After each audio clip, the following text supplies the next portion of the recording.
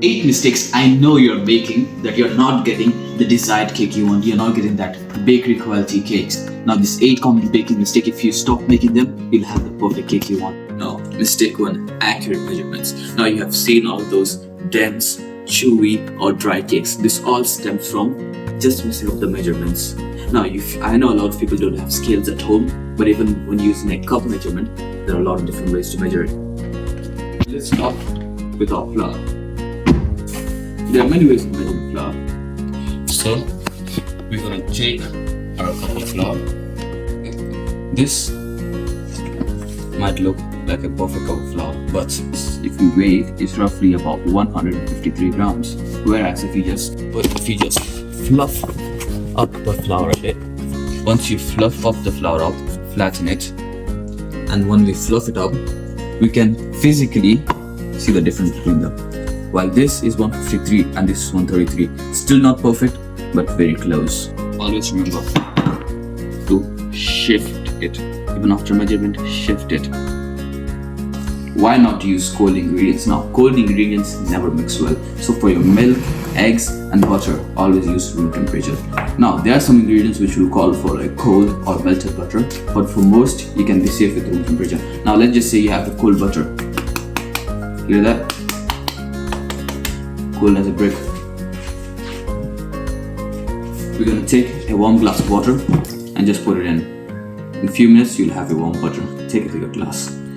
With eggs, I would do the same things, and milk, I would just microwave for 20 to 30 minutes. Milk for 10 seconds, for up to 20 seconds, nothing more. The egg is just warm. You can see it just flows. If there is a recipe which calls for 2 eggs and you want to make it for more, you want to make it for your whole family, and you just want to double the recipe. Now, for most of the times, I don't feel like you'll have much of a problem. The flour, the eggs, the sugar, they're all pretty normal to double them or half them.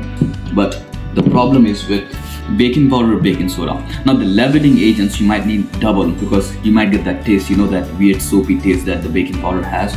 So I would always say just add about the same amount or a pinch more than the same amount. If you're using 1 tablespoon, use 1 1/4 of a tablespoon.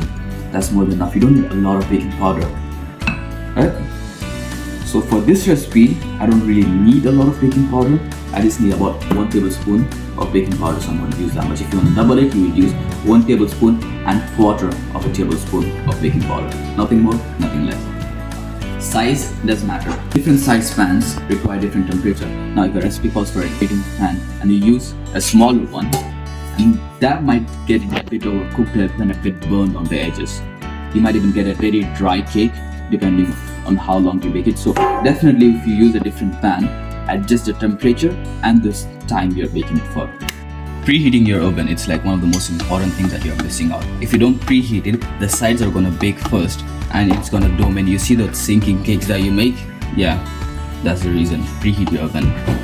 Now, after you have preheated it, don't forget to set a timer. You don't want to be the one that's just looking at it. You don't want to do that. Don't do that. Just wait for it till your time runs out, and once the time is out, check it once or twice before it ends. And here we have our cake. And now we have done everything perfectly. Here we have our cake. Every single step, everything is perfect. Now the last thing that's left to do is cut into it. No!